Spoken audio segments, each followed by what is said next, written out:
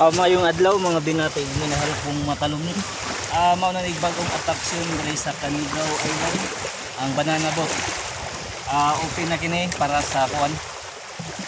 250 per head nya 15 minutes. Katong ganahan mo suroy sa Canigao. Open na kini alang sa tanang turista nga suroy diri sa Canigao. Nanray bagong atraksyon nga mahimo diri og kuan.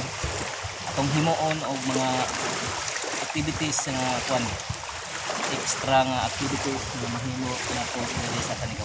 Okay guys, mao na ni ang banana boat. Okay. At atong ganahan na mo kuan. Open na kinis kuan. Tag 250 per head niya kuan. 15 minutes. Katong ganahan, pwede natang musuroy dire. Mao ni bagong atraksyon nato sa Canigao Island. Okay.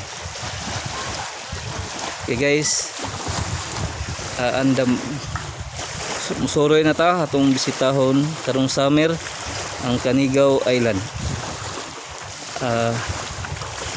Natay bagong activity nga mahimo dire sa Canigao, ang banana boat. Okay.